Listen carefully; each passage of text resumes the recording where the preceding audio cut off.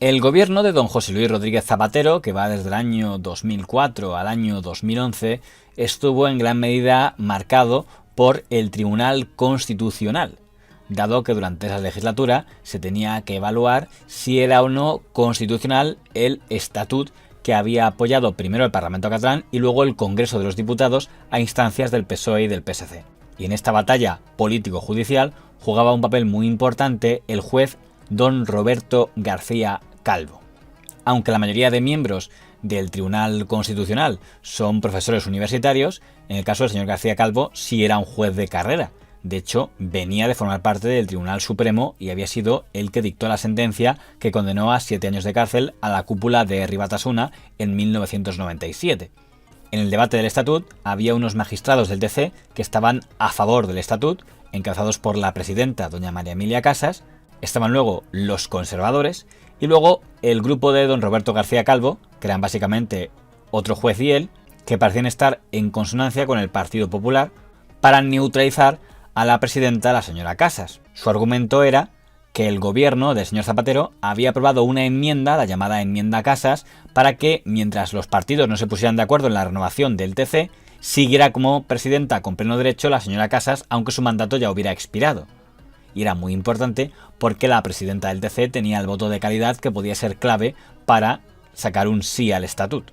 El propio Tribunal Constitucional es el que tenía que decidir si esa enmienda era o no constitucional, y don Roberto García Calvo encabezaba el bloque de los partidarios de no aprobar esa enmienda y forzar por tanto la dimisión de la señora Casas.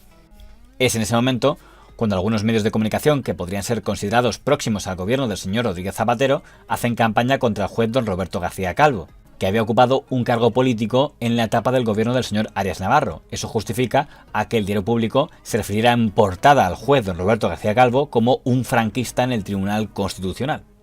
Pero fue mucho más llamativo lo que hizo el diario El País, porque el diario El País desveló en su portada que don Roberto García Calvo había tenido un altercado de coche en el que había sacado una pistola, y lo anunció en portada y a doble página en páginas interiores, lo que ponía en duda la estabilidad mental de don Roberto García Calvo y qué talante tenía si por una riña de tráfico sacaba una pistola. Coincidiendo con esas fechas, el gobierno anunció que recusaba a don Roberto García Calvo por creer que estaba inhabilitado para poder valorar la enmienda Casas. Era la primera vez que un Consejo de Ministros impugnaba a un juez del Tribunal Constitucional. De forma motivada y responsable. Y la actuación que hoy el Consejo de Ministros ha adoptado es una actuación que tiene como objeto exclusivamente garantizar y preservar la imparcialidad judicial, principio absolutamente esencial del funcionamiento democrático del Estado de Derecho, para preservar la imparcialidad de los jueces. Al Partido Popular se ve que le mosqueó que el PSOE fuera a tocar a su juez y dijo: si tú me recusas a uno, yo te recuso a 3. Y el Partido Popular presentó una recusación contra otros 3 jueces del Tribunal Constitucional para valorar la enmienda Casas.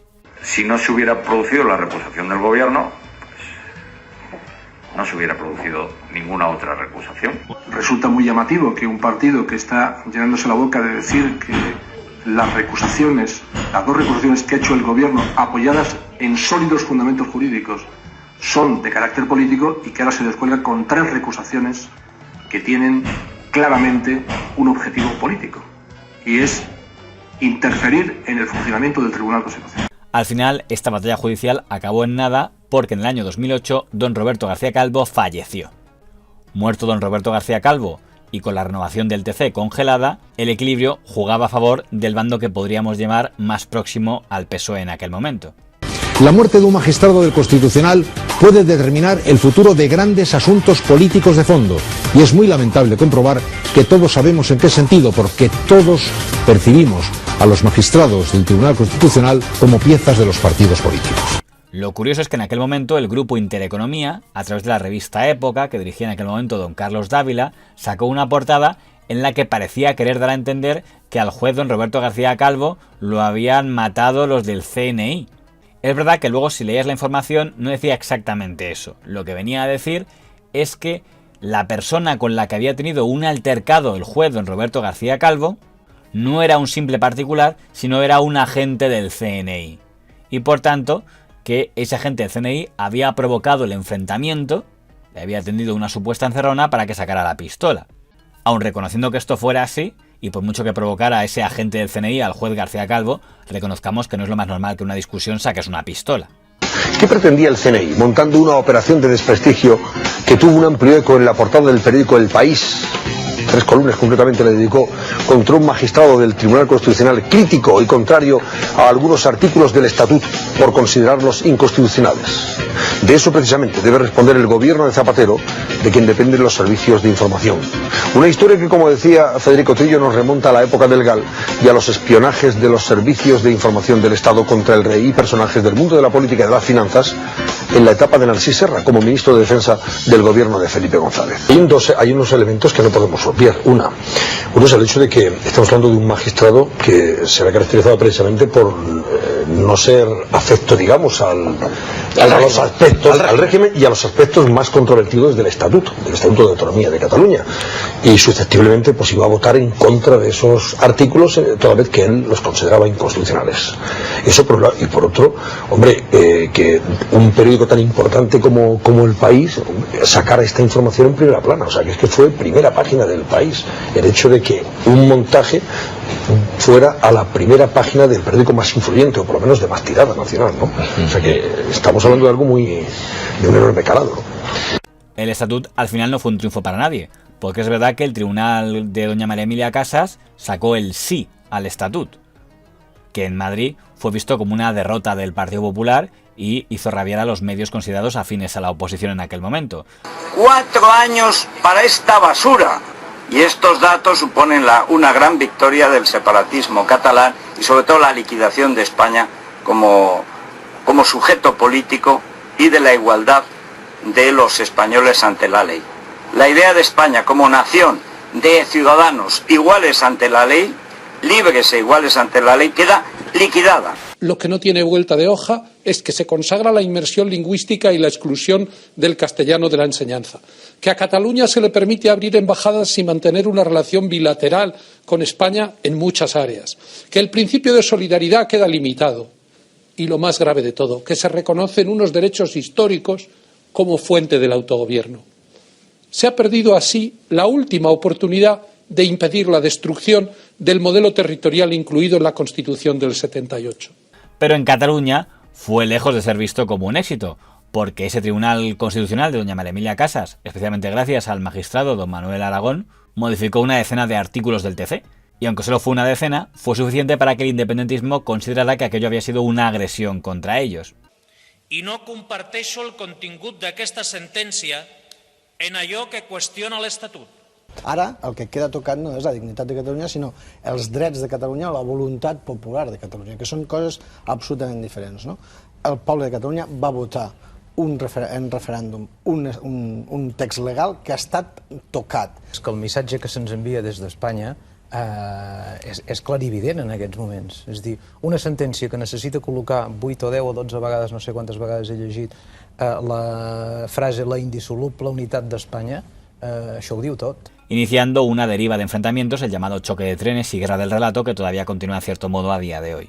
En cuanto al rumor estilo rollulero de que al juez don Roberto García Calvo podían haberlo asesinado, el último que se ha hecho eco del tema es el que se apunta a todas las teorías de la conspiración, el comisario Villarejo. Pues mire, hay una sección pi que se llama, que determina que de pronto las personas desaparecen. Que hay una organización en este país que se dedica a hacer desaparecer, bueno, que entiendo que es un eufemismo para asesinar. Bueno, digamos que aquellos que les interesa. Mire, milagrosamente le puedo decir que la gente se muere. Póngame un ejemplo. García Calvo se murió sorprendentemente de pronto porque estaba, digamos, poniéndose. Y aquello es un asesinato político. Bueno, no sé qué pasó. Yo estuve investigando porque me lo pidieron y alguien habló de cambio de la cantidad de la Viagra, etcétera, etcétera, y volvemos a los temas sexuales. Lo malo del comisario Villarejo es que nunca sabes cuando se hace eco de algo, no distingue entre lo que puede decir o lo que puede demostrar. Me llamó la atención, por cierto, la nota que hizo el diario.es sobre esto, que dijo: como ya estaba lanzado, sugirió que existe una organización que se ocupa de hacer desaparecer a la gente. El portavoz de ERC se quedó a cuadros e insistió para que diera algún ejemplo. Villarejo respondió con el caso de la muerte de García Calvo, que dice que investigó. Como no parece que se refiera al filósofo Agustín García Calvo, que falleció a los 86 años por insuficiencia cardíaca, es posible que estuviera pensando en el periodista Carlos García Calvo, que escribía un blog en El Mundo sobre la reina Leticia y que murió de un infarto. Resulta un poco rastrero introducir conspiraciones en la muerte de personas por causas naturales, pero a esas alturas a Villarejo ya le da igual 8 que 80. No es que discrepe del criterio del señor Sáenz de Ugarte, pero ¿no le parecía más probable que estuviera hablando no del columnista don Carlos García Calvo, sino del juez don Roberto García Calvo, porque recordaba esa portada de la revista Época? Hay que decir que el diario.es ya ha modificado ese artículo. Luego, era usted en la comparecencia parlamentaria, la primera, aludió al tema de que a veces se producen muertes oportunas y mencionó el caso del principal detenido en la operación Pitiusa, el señor Juan Antonio Rama Menéndez, una causa en la que había un montón de gente imputada y que quedó, o llamada a declarar, y quedó en parte neutralizada cuando falleció, o el caso del juez don Roberto García Calvo, que por eso me sorprendió que un redactor de Público dijera que no sabía quién era ese García Calvo. Me llama la atención porque yo sin ser un experto sí sabía perfectamente cuando dijo García Calvo, y antes pensé que estaba refiriéndose a este, porque el motivo por el que me llamó la atención que dijera ese nombre es porque se había publicado en la portada del País, cuando aún estaba vivo, que había tenido un problema con un señor que decía que le había amenazado con una pistola, y después la revista Época dijo que el señor era un agente del CNI, por lo tanto... Entonces le pregunto... Es decir, a este señor, como era contrario a la aprobación del Estatut catalán, necesitaban, digamos, neutralizarle. Primero simularon, el señor tenía una propiedad aquí en Boadilla, y entonces simularon un incidente con un sujeto que luego se demostró que trabajaba, que era un colaborador del CNI.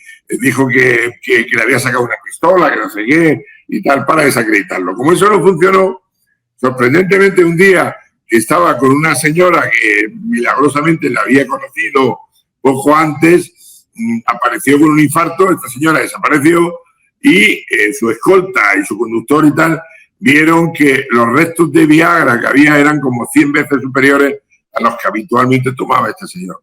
A mí me encargaron que mirara y que investigara esto, pero sorprendentemente luego aparecieron señores del CNI que hablaron con la viuda y dijeron que era un escándalo, si se salía a la luz, este señor cuando murió no estaba solo, que era mejor no hacer autopsia, etcétera, etcétera. Y nadie quiso nunca averiguar quién era esa misteriosa joven que estaba con él en el momento de la muerte y que desapareció. Entonces, eso es un dato más que evidente de que esa muerte tenía que haberse investigado, no se hizo, y cuando yo fui, digamos, avanzando con los testigos, con la gente que tuvo la última hora con él, cuando él contaba que había conocido a esta joven porque se le había acercado a una cafetería diciendo que era un hombre muy interesante y todas esas cosas, de pronto me dijeron que no siguiera adelante y me apartaron. Pero también en mis archivos hay las conversaciones que mantuve con todos, las investigaciones que hice, y eso probablemente sea parte de ese archivo que no han querido desencriptar y que en el último juicio agentes del CNI dijeron que habían recibido órdenes del señor García Castellón cuando aún no habían desencriptado la mitad de mi archivo en parar y no seguir. Claro, mi abogado dijo, oiga, ¿por qué no han seguido?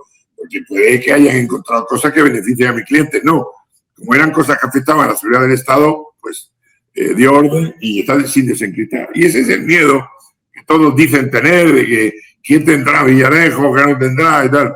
Yo lo único que tengo es la convicción de que creo en el Estado de Derecho y que al final se verá que todo lo que se ha montado contra mí es una patraña simplemente porque era un verso suelto que denunciaba todo lo que nadie se ha atrevido a hacer. Él habló de lo de Época. No. De lo que, ¿no? Me siento defraudarle. Pero usted se habrá interesado, ¿no? Por esa información, ¿no? ¿O qué? Pues mire, le voy a decir, relativamente poco. Porque no es cierta. Usted dice que no es cierta. Absolutamente. Completamente. No es cierta. Sé que lo que voy a decir tiene un riesgo, pero lo voy a decir. Mire, no hay ningún agente de inteligencia, ni en la Guardia Civil, ni en la policía, que se dedique a espiar a ciudadanos honestos. Ninguno. Y eso incluye también al CNI.